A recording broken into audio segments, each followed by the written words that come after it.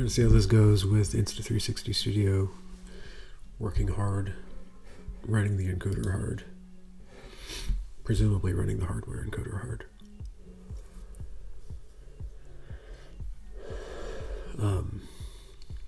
And OBS running. Seems fine. I mean, OBS will tell you if it's dropping frames. If it even says something like encoder, what does it say? It says like encoder overloaded. When I was doing like super 4K, like above 4K,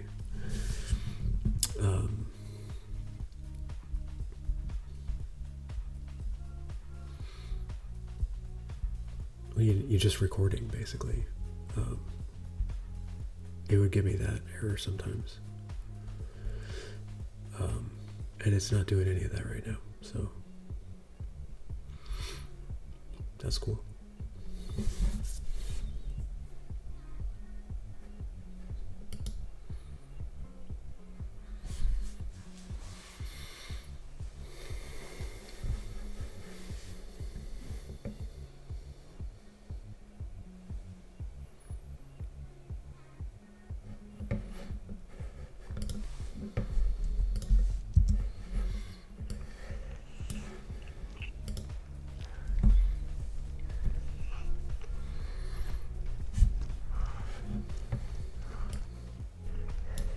Whoa, whoa, whoa.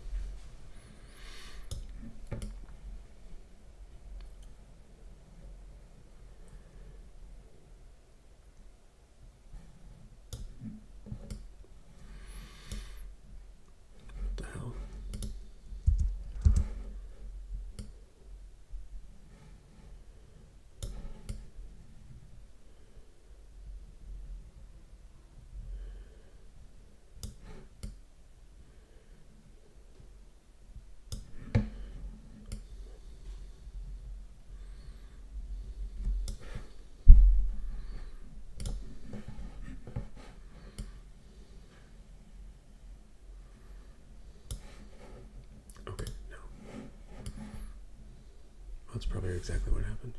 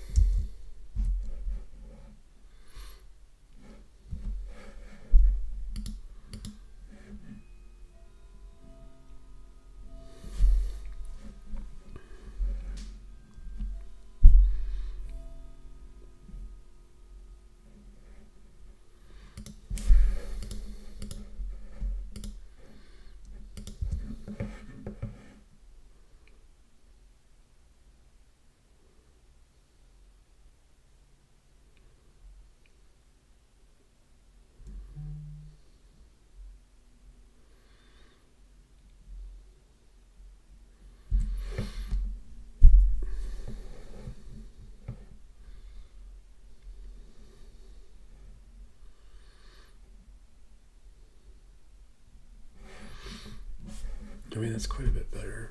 I don't know.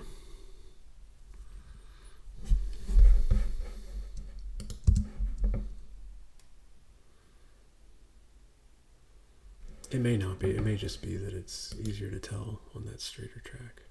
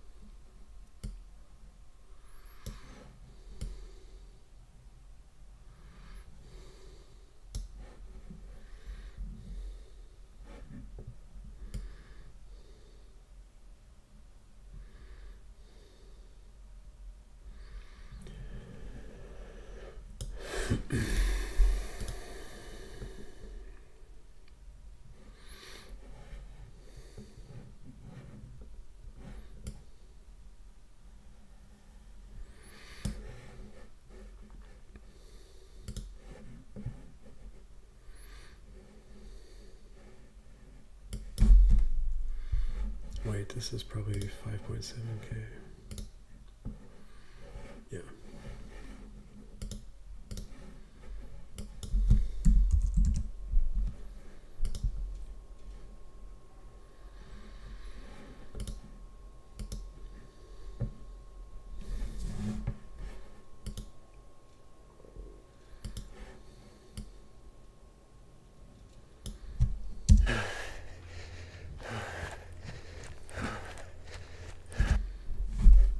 I mean, I almost wonder if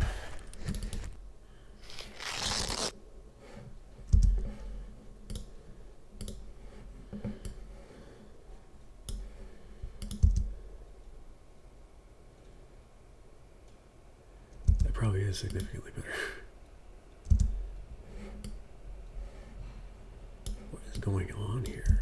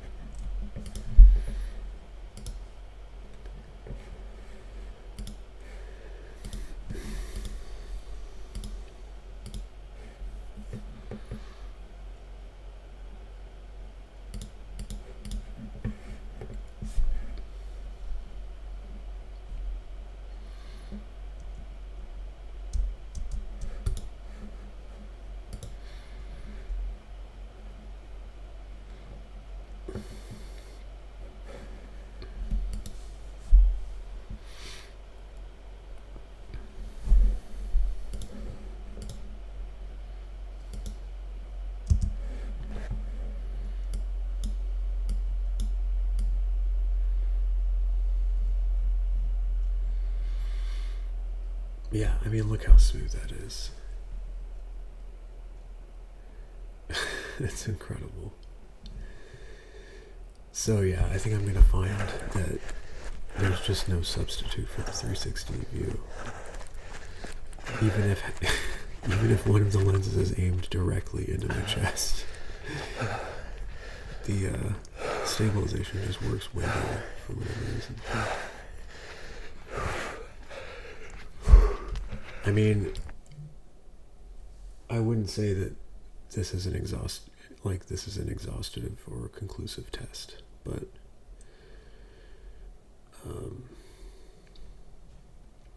I have a feeling that I'm going to find that out. And in most cases, the stabilization requirements aren't going to be nearly this extreme. I mean, this thing is like flopping around, right? I mean, it's incredible that it looks this stable. It's absolutely incredible. So, in most cases, it's not going to be.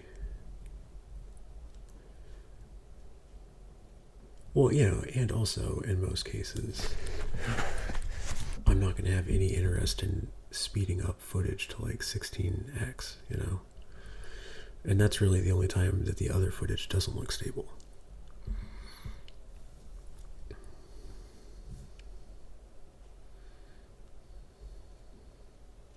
So, but for this in particular, I think I'm going to probably find that the 360 capture mode, even if one of the lenses is basically covered up, is just way better.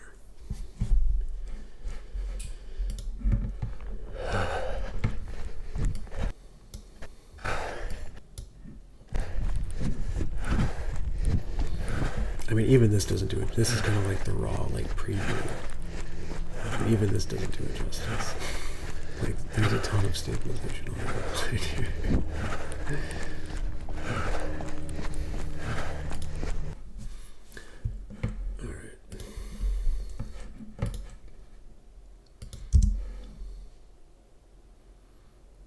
So, the more I constrain the aspect ratio there, or the more wiggle room I give it,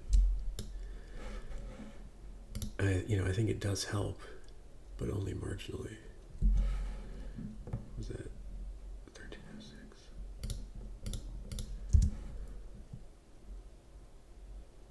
Yeah, only marginally. If at all.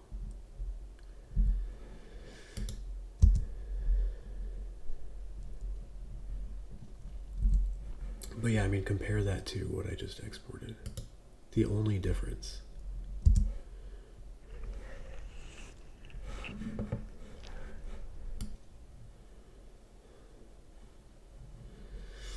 Yeah, so this is the normal speed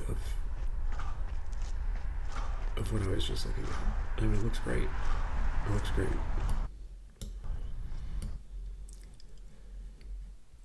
So the only issue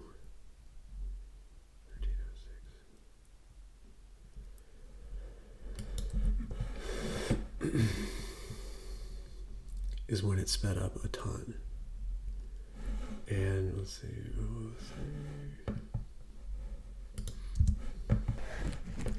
But with the original 360 degree capture, it doesn't matter how much you speed it up. It looks like you're just gliding. It's fucking incredible. It's really amazing.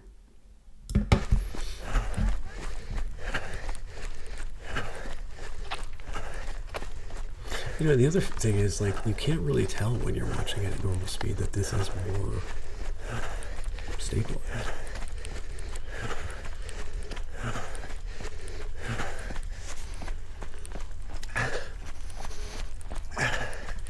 Yeah, I mean, like I said, this is not an exhaustive or conclusive test, but I think that's basically what I'm figuring out now, is that when it comes to that ultra stable, hyperlapse look at high speeds,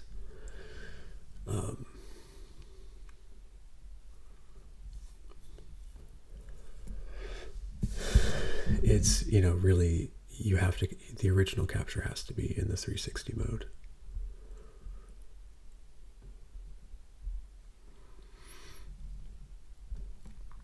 You can get very solid results from the single lens mode.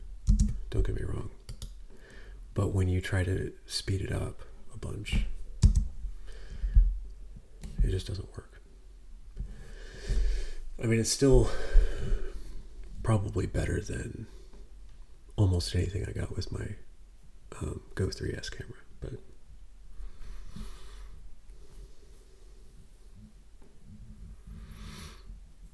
anyway, I mean, it's not a huge deal because, I mean, the 5.7K captures in 360 degree mode are very reasonable. Like that one that I just used as a test. That was like a pretty big chunk of my run. Let's see. So I'm starting out about halfway in one direction. So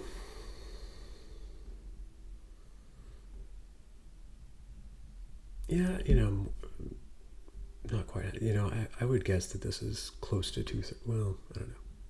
Let's call it 60% of a run. And, well, probably not actually, if it only took 8 minutes and 40 seconds. I don't know. I guess it probably is only half. God, it seems like more than half.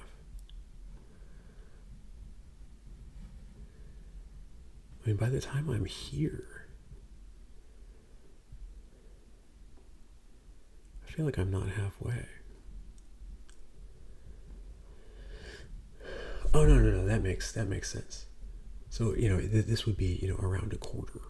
Okay, yeah, that makes sense. What am I thinking? Yeah. So this would be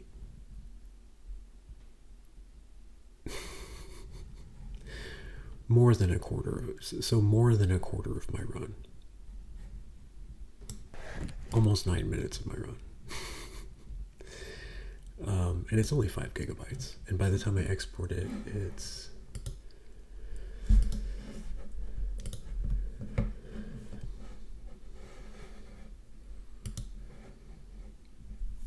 only 2.6 gigabytes. So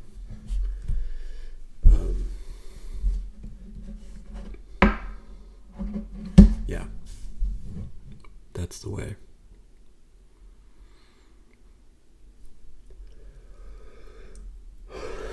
I still think I will. I mean, there's something about getting a plain 2D MP4 file off this thing and just archiving that, not having to do anything in Insta360 Studio. And so I think there are still plenty of times where I'll try to use the single lens mode. And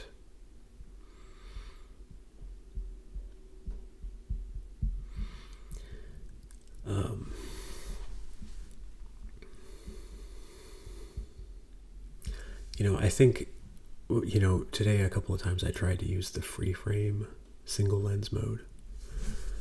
So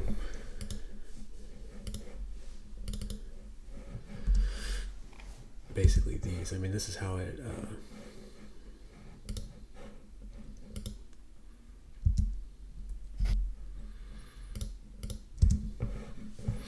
this is how it looks. And just viewing it like a normal video. And so it's not a 360 video, but the idea is that you have quite a bit of wiggle room to reframe it. But the thing is, like, it's nothing, I don't know, like it was barely enough, frankly. Like you're not really getting much from doing this instead of just getting it. Basically, it's nice. It's nice to have this wiggle room, but why not just take a 360 video, even if, like in this case, one of the lenses is pressed right into my shirt. But still, why not just take the 360 video? I guess to save, I guess what I had in mind was to save battery life. And I'll have to keep doing this for a while before I get a feel for how valid that is. I mean, you can capture a 360 video in 4K. You can capture a single lens video in 2.7K. And so I'm sure that does affect battery life. I mean, obviously. The other thing is there's this pure video mode that is meant for low light situations, which is basically any indoor lighting, particularly in this house. And as far as I can tell, it does help quite a bit. I'm trying to think of...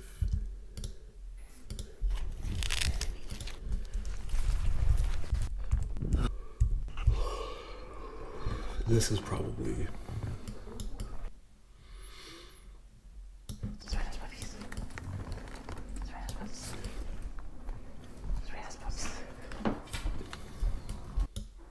Yeah, I'm pretty sure this is pure video mode. So...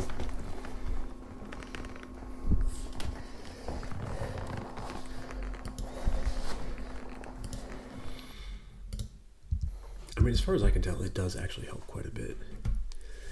But that is not available with free frame. Like, you have to do either a regular non-free frame video or a 360 video, I think.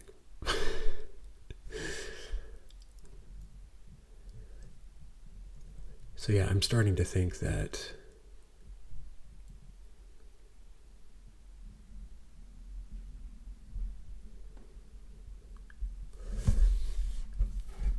I mean, this turned out fine. Like, it is, it's great. It's great to be able to reframe it. But I'm just not sure that whatever I saved in storage and battery power from not taking a 360 video is... I'm not sure that it's worth messing with. With this as like an intermediate mode, basically.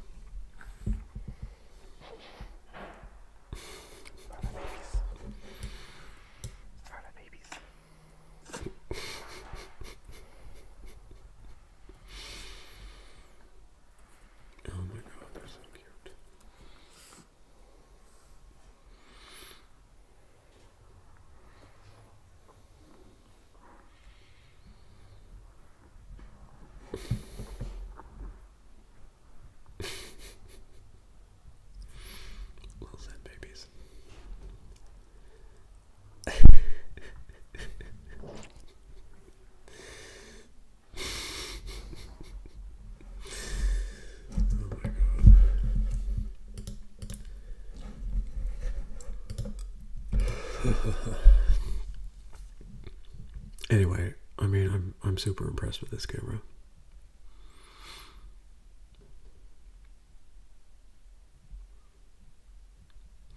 It is funny though, after all of this, I feel like the picture that I get with my iPhone 12, that's the webcam that I'm using, so that's the one facing straight on. Like, in indoor lighting, I feel like it's still head and shoulders above anything else that I've used other than another iPhone.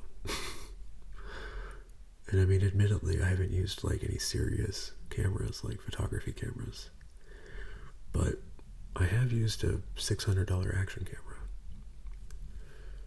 And, I feel like there's still almost no contest.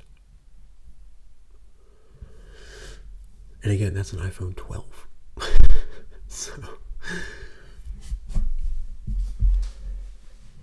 I mean, I assume it must be doing some machine learning shit to like improve the low light image. I mean, it has to be, right? But that would have been like early days for that sort of thing.